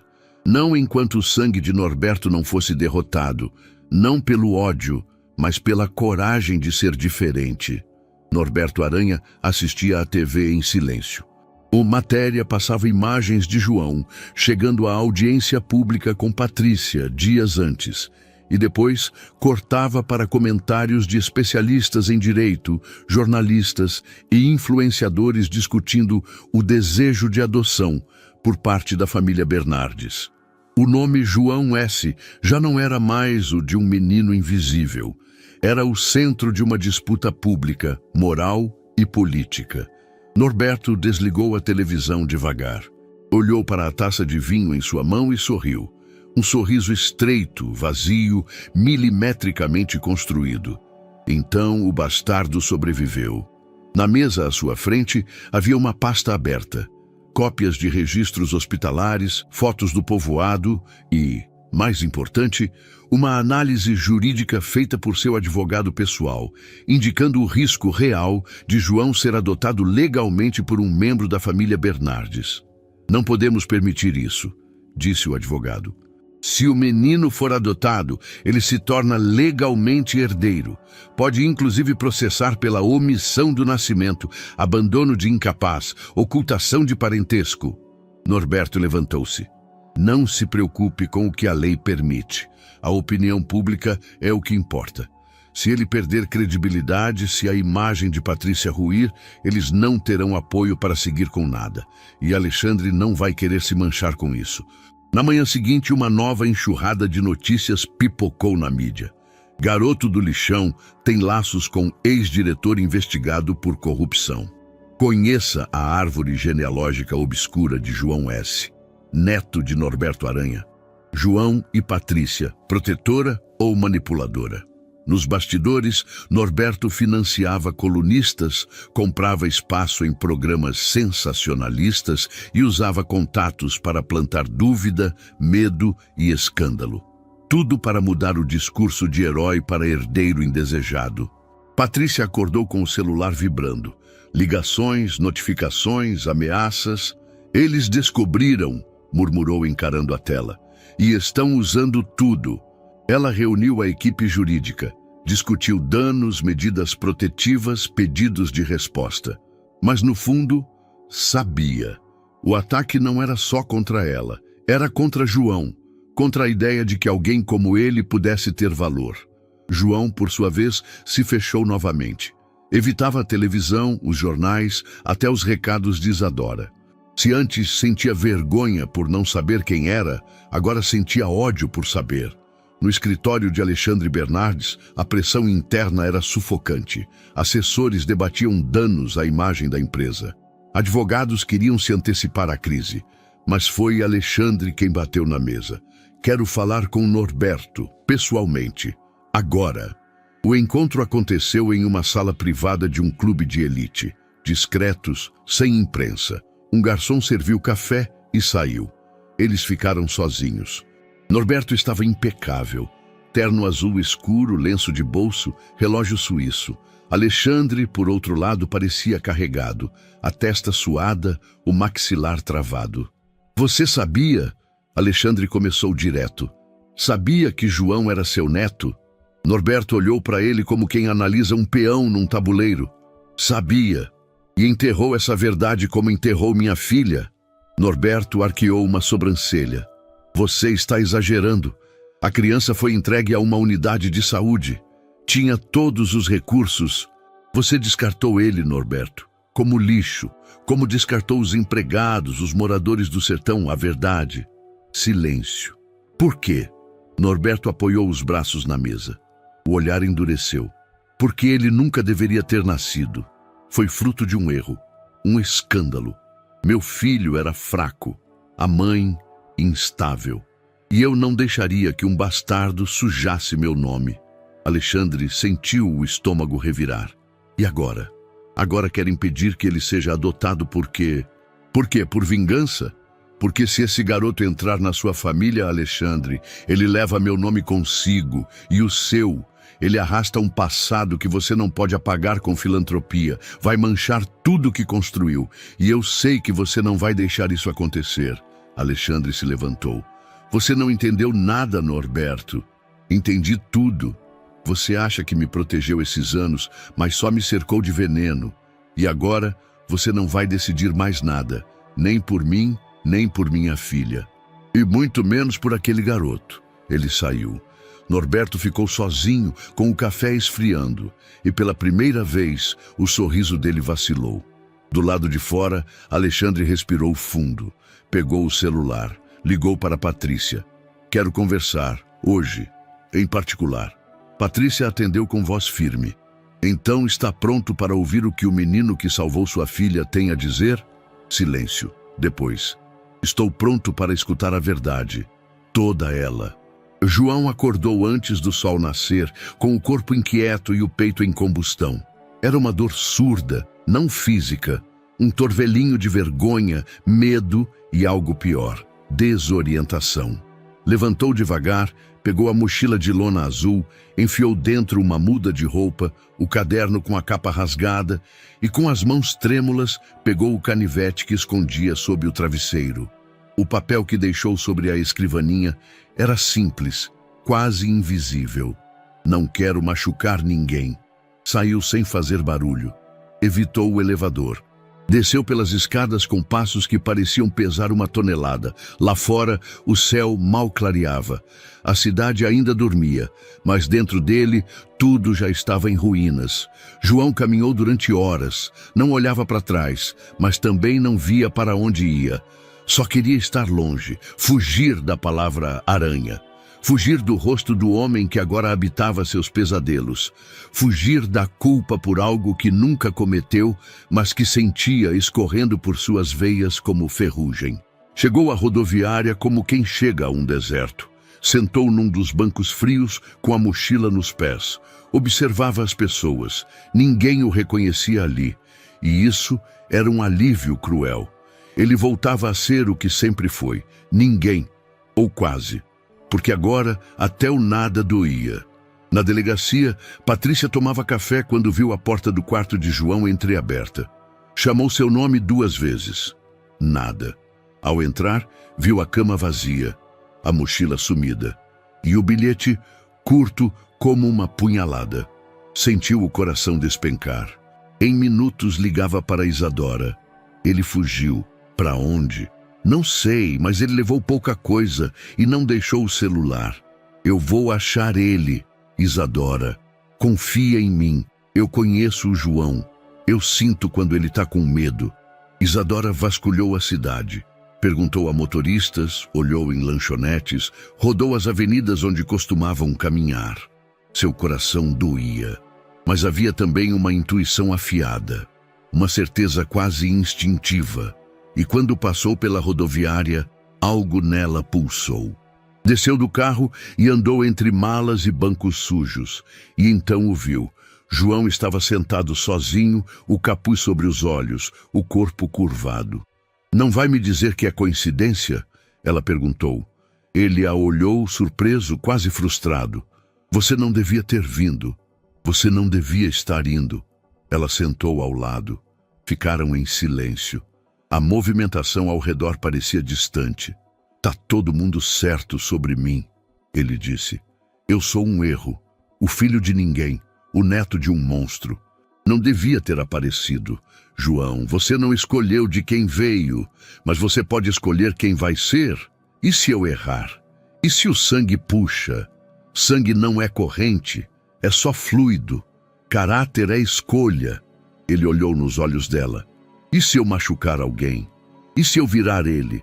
Você já teve chances de fazer mal, João, quando estava sozinho, invisível. E o que você fez? Me salvou, me cuidou, me protegeu." Ele respirou fundo. As palavras de Isadora não apagavam a dor, mas lhe davam direção. "Eu tô cansado de fugir." Ela sorriu discreta. "Então para e fica." Patrícia chegou pouco depois. Os viu sentados e por um momento não quis interromper. Sabia que aquela conversa valia mais do que qualquer relatório psicólogo ou decisão judicial. Quando se aproximou, João levantou. "Eu quero ir com vocês." "Tem certeza? Eu nunca tive tanta. Você entende o que vai enfrentar? A imprensa, a justiça, as perguntas?" "Entendo, mas agora quero ser o dono da minha história." No carro, a caminho de casa, João pediu um caderno. Escreveu durante o trajeto todo, as mãos firmes, os olhos focados. Patrícia leu o bilhete no final da noite. "Sou João, e não quero ser neto do medo. Quero ser filho da coragem e irmão da esperança. Escolhi parar de correr. Agora eu vou ficar e lutar." Ela segurou o papel por longos minutos. "Ele está pronto", murmurou. Isadora do sofá respondeu. "Ele sempre esteve, só não sabia ainda." Mais tarde, no espelho do quarto, João encarava o próprio reflexo. Não era o mesmo de antes. Havia dor, mas também havia decisão. Ele tocou o próprio rosto, respirou fundo e disse baixinho só para si: "Eu não sou ele, nunca fui." O salão do fórum estava lotado antes mesmo do horário marcado. Os bancos de madeira já estavam tomados por rostos atentos, câmeras ligadas, blocos de notas prontos. A audiência pública sobre a possível adoção de João S. E o menino de rua que salvou a filha do empresário Alexandre Bernardes tornara-se o evento mais acompanhado da cidade e talvez do país. Na porta, fotógrafos disputavam espaço com repórteres, e em cada canto havia cochichos, microfones posicionados e celulares prontos para registrar cada lágrima, cada vírgula, cada tropeço. As cortinas pesadas do salão não impediram o calor do momento. O juiz adentrou e todos se levantaram. O som do martelo batendo ecoou como um alarme emocional. Esta audiência não tem o objetivo de julgar um crime, mas avaliar o pedido de adoção formal, feito em favor do menor João S., por meio da tutora provisória Patrícia Rocha, com o envolvimento direto da família Bernardes. A sessão será pública, como solicitado pelos representantes legais. João sentava-se entre Patrícia e Isadora. Estava vestido com a roupa que mais gostava, uma camisa social branca um pouco grande demais e calça jeans escura. Ele apertava os dedos entre si, mas seus olhos estavam firmes. Sabia o que estava em jogo. O primeiro nome chamado foi o de Isadora Bernardes. Ela caminhou até o púlpito com passos decididos. Vestia-se de forma simples, sem adornos. Não queria parecer distante. Queria que olhassem para ela e vissem uma jovem que tinha algo a dizer. Meu nome é Isadora. Há alguns meses fui enterrada viva, literalmente, e fui tirada da morte pelas mãos de um menino que, até então, era invisível para todos. Menos para mim. A voz de Isadora soava firme, mas carregada de emoção. Os olhos de João marejaram. Ele não me salvou apenas fisicamente. Ele me ensinou a ver o mundo com olhos que nunca me ensinaram a usar, a ver o que é cuidado genuíno, mesmo quando você não tem nada. João dividiu comigo o pouco que tinha, água, pão e abrigo, e agora querem negar a ele o direito de pertencer, de ter um sobrenome, uma família, um lar. Ela respirou fundo, o queixo erguido. Eu estou aqui para dizer, se for para ele ser meu irmão, eu aceito, de alma, de coração, e se for preciso de sangue, eu dou o meu.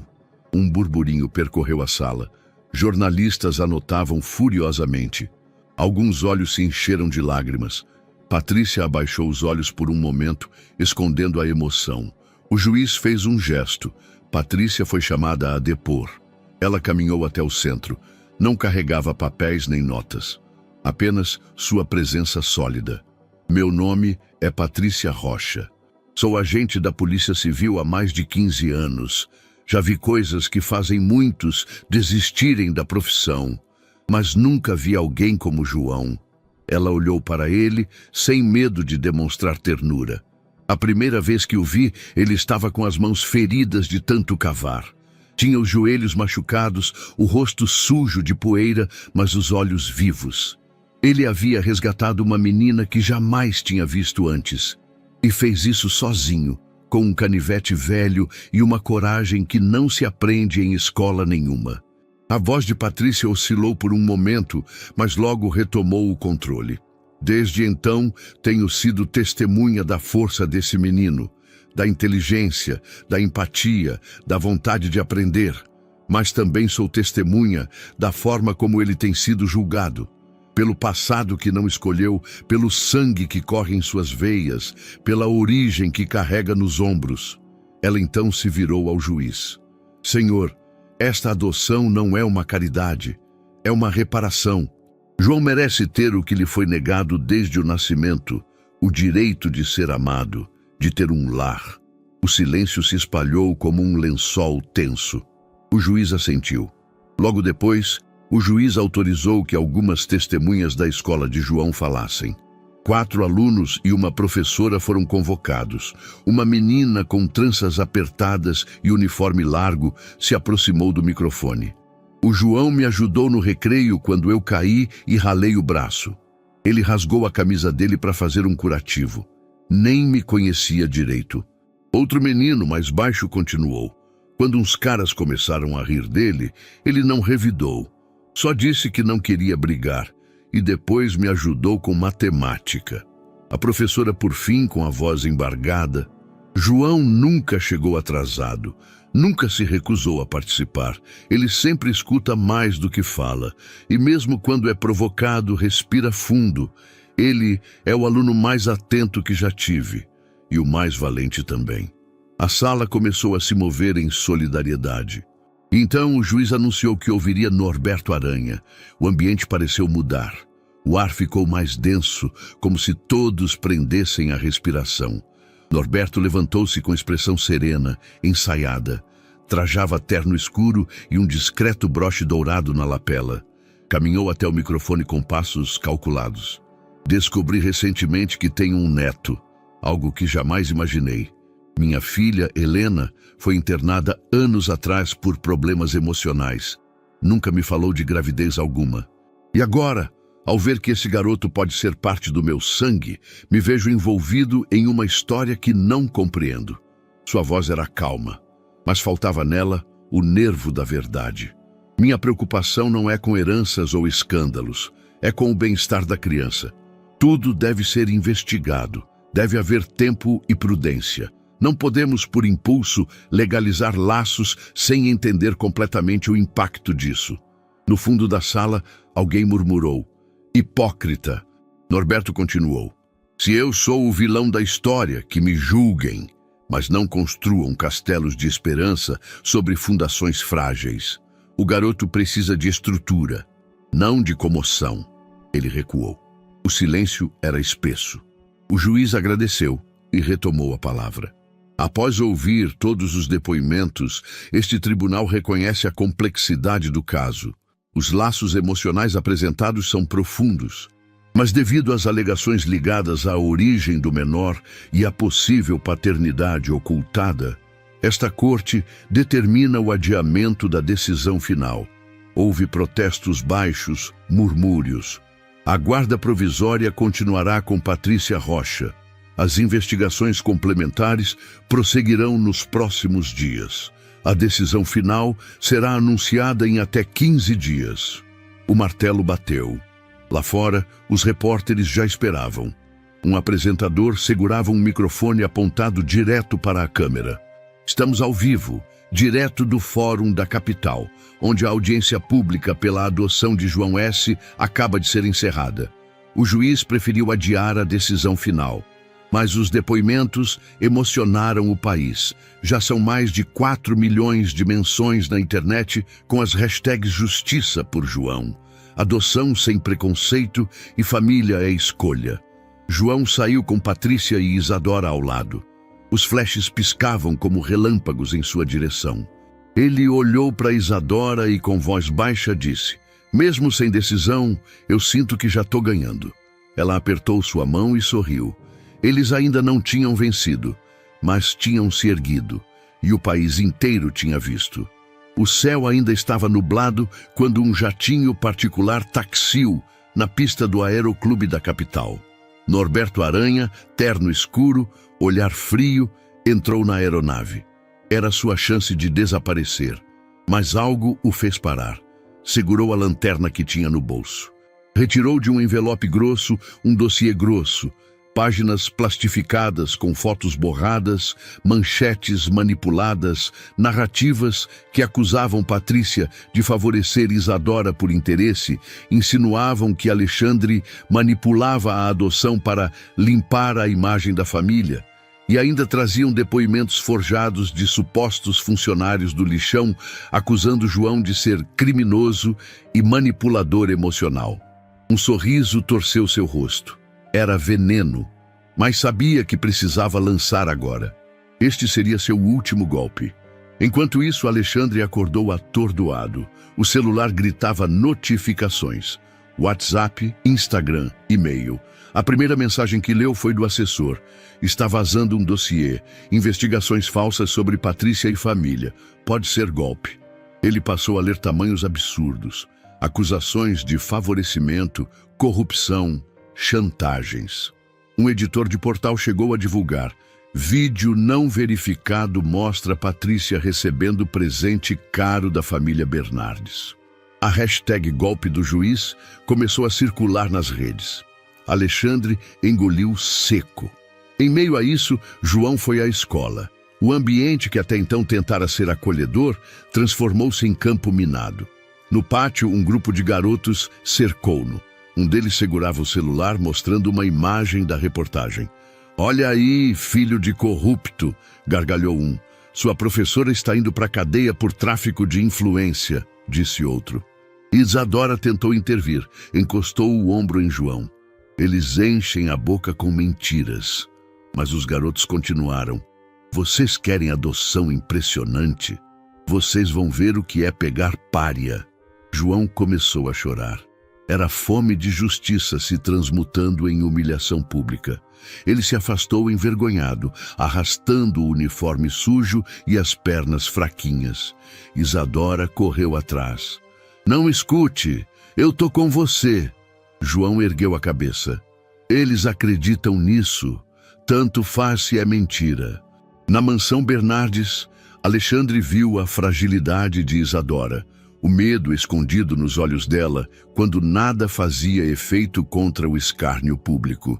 Ele percebeu que a pureza, coragem e lealdade do menino, o que faltava no legado pesado da família, eram exatamente o que precisavam. Ele entrou na sala de reuniões que virou palco para a transmissão ao vivo e postou uma mensagem pessoal. "João não é apenas um herói, é a esperança de um mundo onde coragem e humanidade valem mais que sobrenome. Estou com ele, com Patrícia e com minha filha. Pedira ao assessor que redigisse uma nota de repúdio ao dossiê. Essas acusações falsas são fruto de falsários desesperados, repasses de valores, acusações de corrupção, tráfico de influência, tudo sem provas, apenas ataques com clara intenção de impedir o crescimento emocional de uma criança. No mesmo momento, reclamou acesso aos arquivos digitais e forenses, alegando que Norberto aparecia como IP único que enviou o dossiê aos portais. Na portaria da escola, com ato simbólico, Alexandre apareceu no final da tarde. Comprou suco e lanche na cantina, sentou-se ao lado de João. Os outros alunos se afastaram como se sentissem que seu silêncio era mais alto do que palavras presunçosas. Ele colocou o braço em volta de João. Eles vão se calar. Se eu preciso falar com cada um, eu falo. João olhou sem saber se podia acreditar. Pai, Alexandre assentiu. Sou seu pai também. Você é o que somos agora. Naquela noite, no jardim da mansão, Alexandre se sentou ao lado de Patrícia e Isadora. De um lado, âncora da verdade. Do outro, promessa de futuro. Fiz minha parte, ele disse baixinho para Patrícia, que inclinou a cabeça quase num aceno. Eu sei. Isadora se aproximou. Ele me disse que ia lutar. Alexandre suspirou. E eu vou lutar com vocês. Patrícia observava os dois e por dentro sentia o alívio crescer. Do outro lado do país, o jatinho particular se afastava na pista. Norberto estava indo embora, mas o contra-ataque dele já havia falhado, porque a imagem que sobrava, exposta sob o céu melancólico, não era a de um monstro, era a de um menino que escolheu amar. O silêncio da sala de Patrícia era cortado apenas pelo som do ventilador antigo no canto, girando vagarosamente como se acompanhasse o peso do momento. Sobre a mesa, um pendrive pequeno, quase insignificante à vista, repousava ao lado de duas pastas repletas de documentos, grampeados, carimbados, organizados como armas numa batalha que não era apenas jurídica, mas também moral. Patrícia segurava nas mãos o gravador, um modelo velho e gasto pelo tempo. O botão play rangia, mas funcionava. Quando o apertou, a voz de Norberto invadiu a sala. Aquele garoto nunca deveria ter sobrevivido, nem a menina. Foi tudo uma falha. Uma maldita falha. Pausou. Rewind. Repetiu. Aquele garoto nunca deveria ter sobrevivido. As palavras reverberavam como um soco abafado. Ela fechou os olhos por um segundo. Havia colhido aquela gravação com risco, paciência e uma dose incalculável de persistência. Um ex-contador da empresa que fugira para o interior com medo de represálias, cedeu o áudio. O homem, nervoso, tremia ao entregá-la, como se libertasse um segredo há muito enterrado.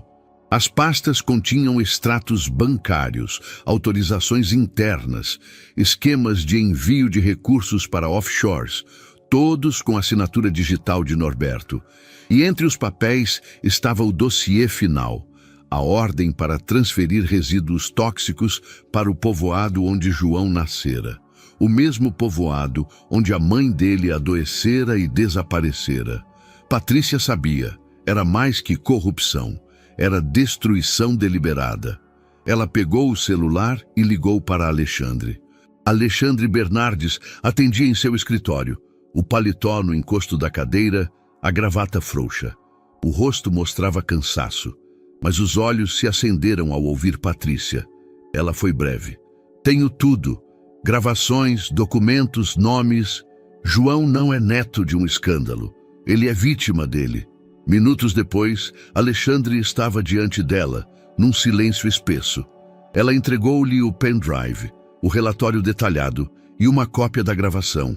Ele ouviu a primeira parte do áudio. A expressão dele endureceu, os olhos marejaram, mas não piscavam. Ele tentou matar minha filha e ainda usa meu sobrenome como escudo. Patrícia respondeu.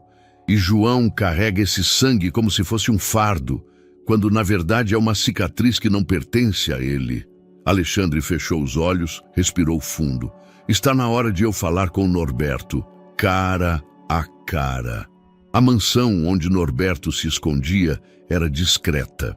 Um imóvel alugado por meio de um laranja, à beira de uma área nobre, com vigilância mínima. Patrícia já havia colocado a localização sob observação. Mas Alexandre insistiu em ir pessoalmente, antes da operação. Ele entrou na casa sem anunciar-se. Norberto o esperava na sala de estar, lendo o jornal como se ainda estivesse no comando de algo. "Veio se despedir?" perguntou irônico. Alexandre jogou a gravação sobre a mesa. O pendrive escorregou e parou a poucos centímetros das mãos do velho diretor. "Isso é o fim." Norberto riu baixo. "O fim para quem? Para você. Por quê? Porque um moleque sujo resolveu cavar um túmulo errado? Porque uma policialzinha resolveu bancar a heroína?" Alexandre avançou um passo. Estava calmo, mas com os punhos cerrados. "Você é um monstro, e o pior tipo de monstro, aquele que justifica suas atrocidades como estratégia." "Lacey, você está com pena do garoto? Do seu suposto neto? João é mais homem com 9 anos do que você foi a vida inteira. Ele salvou minha filha, e agora eu vou salvá-lo de carregar seu nome." Norberto se ergueu devagar. "Você não pode provar nada." Alexandre riu, um riso amargo, quase triste. "Temos gravações, temos documentos, tem até movimentação financeira provando o sequestro e o envenenamento do sertão." Norberto empalideceu por um segundo. Era o primeiro sinal de medo em semanas. "Você devia cuidar da sua empresa. Vai ruir sem mim. Ela já começou a renascer quando você saiu." Alexandre virou as costas e saiu, deixando a porta aberta. No dia seguinte, ao amanhecer, Patrícia reuniu sua equipe na base da delegacia. Mostrou os materiais, compartilhou as ordens judiciais, reforçou que Norberto era um homem perigoso, embora agora estivesse encurralado. "Vamos fazer isso do jeito certo, com dignidade e rápido." Eles se dirigiram à mansão. Viaturas discretas, coletes, armamento mínimo. Não havia resistência prevista, mas Patrícia sabia que um animal acuado pode morder. No portão, ela tocou a campainha. "Polícia Civil, ordem judicial, abrir imediatamente." Norberto apareceu, irônico. Demoraram. Ela estendeu a ordem de prisão. Ele leu sem demonstrar reação. Mas quando tentou recuar, um agente já o segurava pelos ombros. "Norberto Aranha, o senhor está preso pelos crimes de sequestro, tentativa de homicídio, fraude fiscal, destruição ambiental e ocultação de provas. Tem o direito de permanecer calado." Ele murmurou. "Isso é só teatro." Patrícia respondeu, olhos nos olhos. "Não, isso é justiça." Na sede da delegacia, o corredor parecia mais iluminado do que de costume. Patrícia passou com o relatório nas mãos. Alexandre aguardava do lado de fora. Eles se olharam, cúmplices, finalmente do mesmo lado da história. "E agora?" perguntou ele. "Agora começa a parte mais difícil, reconstruir." Alexandre olhou para o celular. João havia mandado uma mensagem. "A senhora acha que vai acabar hoje?" Patrícia respondeu. "Vai começar hoje." O terminal do aeroporto estava imenso, uma catedral de paredes brilhantes e vozes cruzadas. Malas sobre rodinhas cortavam o espaço, anunciadas pelo cascalhar característico do rodízio no chão. Lutador incansável, Norberto Aranha atravessava o flutuante mar de corpos com o semblante distante, quase robótico. O terno cinza claro parecia ser parte de sua armadura.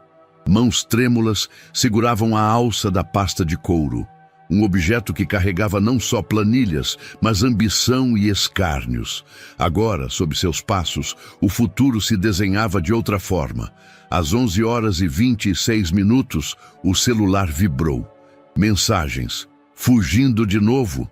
Do advogado. Sobrancelha arqueada, sorriso desconfiado. Eles chegaram. A frase se dissolveu na garganta.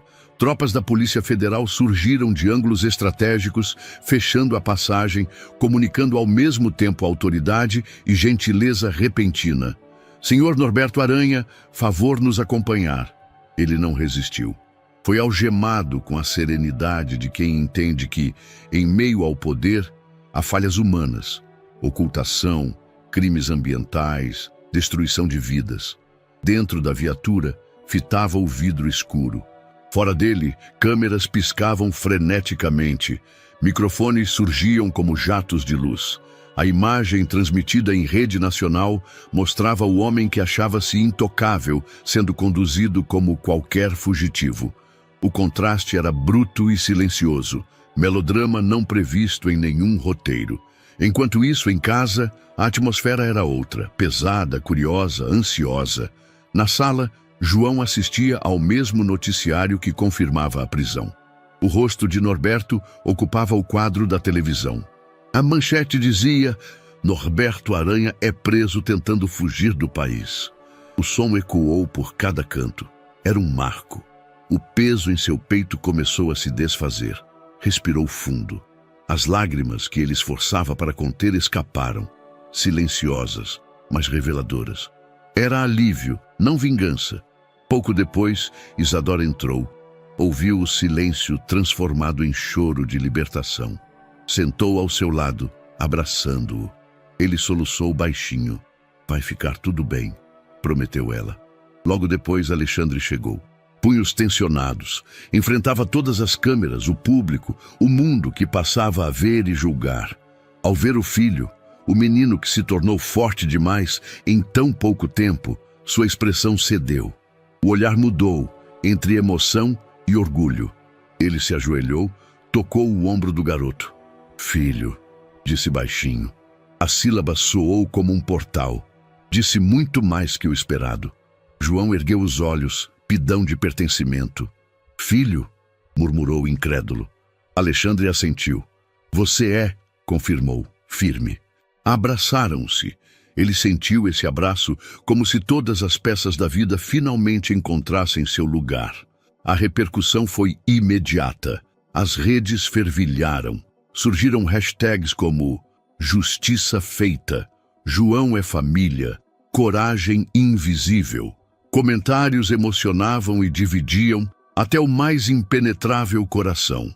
Mas no entorno da casa, silêncio comovente. Era o fim de um ciclo de medo, angústia, silenciamento e o começo de casa de verdade. A noite chegou leve. João, Isadora e Alexandre saíram ao gramado iluminado só pelo luar. Diagramaram o momento como quem marca o traçado de um novo mapa. O orvalho firme sob os pés, o ar frio suave enchendo os pulmões. Havia lágrimas, agora sorridentes, sorrisos contidos, o gesto natural de quem finalmente pode respirar sem segredos. Alexandre segurou a mão dos dois. Agora somos nós, disse. O futuro, ainda obscuro, se iluminou por dentro. O palco de um garoto do sertão tornou-se luz e exemplo. Justiça havia sido feita, e a verdade, enfim, reinava.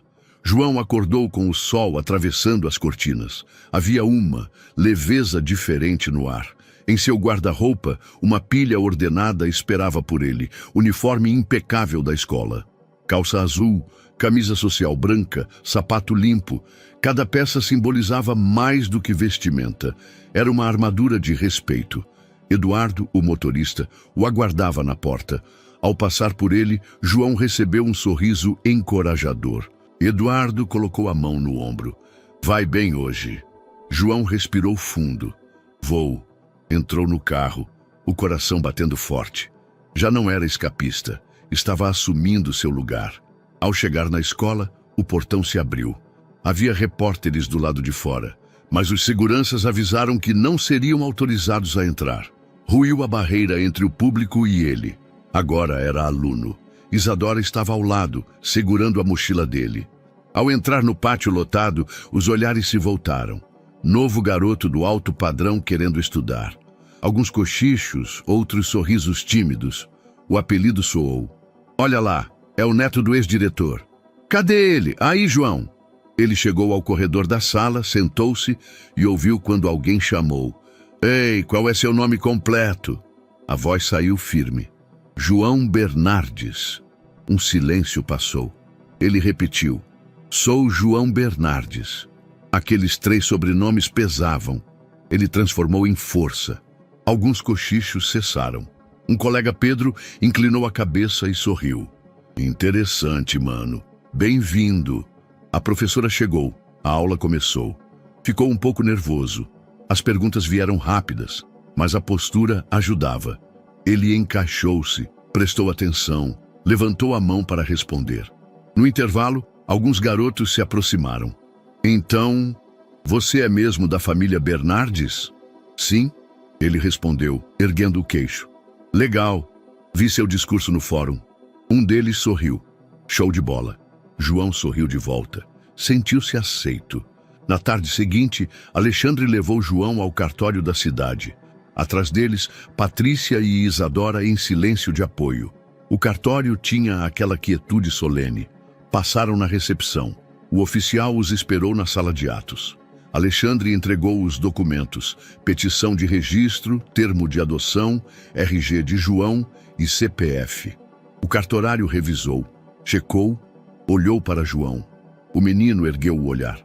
Sobrenome a ser adotado? João respirou fundo. Bernardes. O cartorário anotou. O martelo bateu. Simbólico, mas real. O sobrenome estava fixado. Um nome dado com força, não imposto com medo. Alexandre sorriu de alívio e orgulho. João, agora João Bernardes, exalava pertença. Na volta para casa, sentaram em silêncio no carro. Ao atravessar o parque, João viu outras crianças jogando. Não era só aluno, era filho. Era alguém com história. Ele fechou os olhos por alguns segundos e os reabriu. Obrigado por acreditarem em mim, disse a Isadora. Você quem acreditou? Respondia ela sorrindo. Eu, Patrícia, Alexandre disseram. Sim, nós acreditamos. Formou-se um pacto silencioso. João havia vencido realmente. O dia começou suave, com a luz do amanhecer filtrando pelas frestas das cortinas do quarto de João. Havia paz no ar, um silêncio reconfortante, diferente de qualquer outro. Não era o silêncio abandonado do lixão, nem a tensão contida da mansão disputada. Era silêncio de casa, de lar.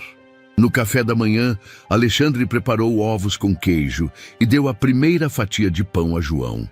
Havia orgulho no gesto. A mensagem implícita de você é parte de tudo isso.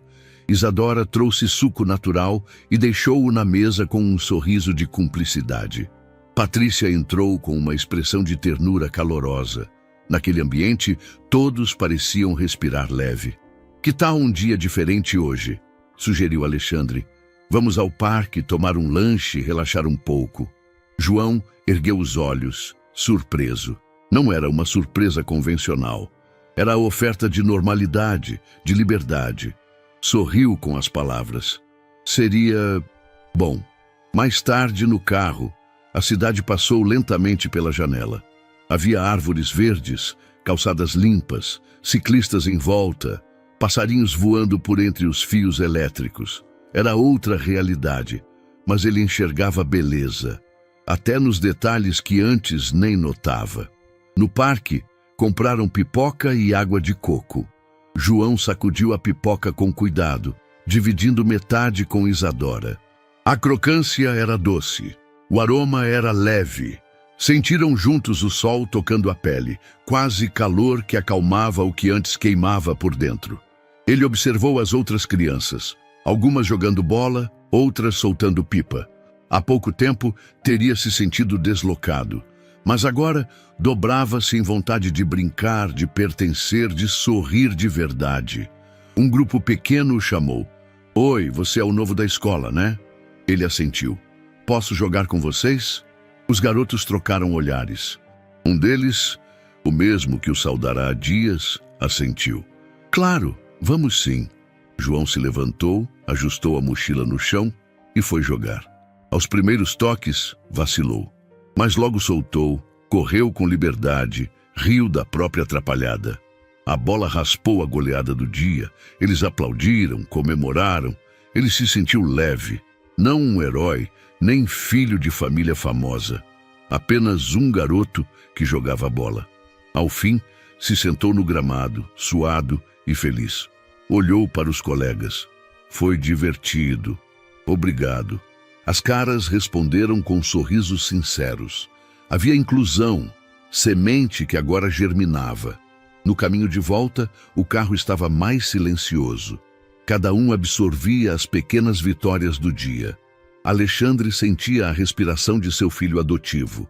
Era tão forte quanto a de seus outros filhos biológicos. Não havia distância entre eles, apenas histórias diferentes que agora convergiam. Em casa, à tarde, Patrícia conversava com João sobre o futuro. Já pensou no que você quer estudar? O que quer ser quando crescer? Ele pensou, calmamente. Quero ser escritor, quero contar histórias, quero que as pessoas entendam que a gente pode escolher quem ser, que coragem não é ausência de medo, mas ir embora mesmo com medo. Ela sorriu, orgulhosa. Isso é lindo e verdadeiro. Isadora entrou com os recados da escola. Contou das brincadeiras, do lanche compartilhado, das perguntas curiosas dos colegas. O sobrenome dele já era aceito. Havia sorrisos e, aos poucos, lanchinhos divididos. Dias depois, Alexandre precisou sair para uma reunião. Deixou o almoço pronto, bilhetes carinhosos na geladeira e contou para João que precisava conversar com uma pessoa lá fora. Voltaria no final da tarde. João se sentiu responsável pela casa, pela escola, pelo próprio crescimento. Pegou o caderno e rascunhou o que viveu. Hoje brinquei de bola com colegas da escola. Senti que sou parte. Hoje pensei que nossos medos podem virar coragem. Hoje sei que meu nome tem poder, de pertencer. Ao rasgar a última linha, senti um orgulho calmo, firme. Na noite, já reunidos à mesa, Alexandre perguntou: João, posso ler o que você escreveu? Ele entregou o caderno. Alexandre leu em silêncio, as sobrancelhas subindo em reconhecimento. Por fim, sorriu. Muito bem escrito, meu filho. Você fala com o coração, e o mundo precisa de corações assim. João corou feliz. Obras não se medem só em palavras, mas em presença. E presença ele começava a construir. O menino que um dia viveu invisível entre o lixo, agora vive cheio de visibilidade, mas por escolha, por coragem. O sobrenome carrega fortalecimento. O sol despontou no horizonte quando o carro saiu da estrada de asfalto e entrou na poeira fina do sertão. A paisagem abraçava João. A caatinga rala, o céu aberto, o vento seco que arrancava folhas e lembranças. A caminho de Passagem Velha, o local onde nascera, o menino que agora se chamava João Bernardes sentia o peito apertado, como se aquela paisagem fosse parte de uma ferida antiga, mas também a promessa de cura. Atrás dele, no banco traseiro, vieram Alexandre, Isadora e Patrícia. Cada um calado, respeitando o silêncio que envolve quem volta para encontrar suas raízes. O veículo balançava levemente a cada depressão, eco dos caminhos que João percorreu tanto por dentro quanto por fora. Quando o motor foi desligado, só restou o som do vento e o chamado distante de um pássaro solitário. O chão avermelhado parecia pulsar, como se lembrasse de uma história enterrada sob a terra. Eles caminharam até o ponto exato do barraco improvisado. Agora, só um esqueleto de madeira quase desfeito pelo tempo. O pano rasgado, o canto onde ele e Isadora dividiram água, aquele chão onde ouviram os primeiros gritos. Tudo ali, em silêncio e pó. João tocou o chão com as mãos nuas. Sentiu a aspereza da terra. As memórias vieram. O medo, a sede, o primeiro vislumbre de esperança quando encontrou água em uma garrafa rachada. Respirou fundo.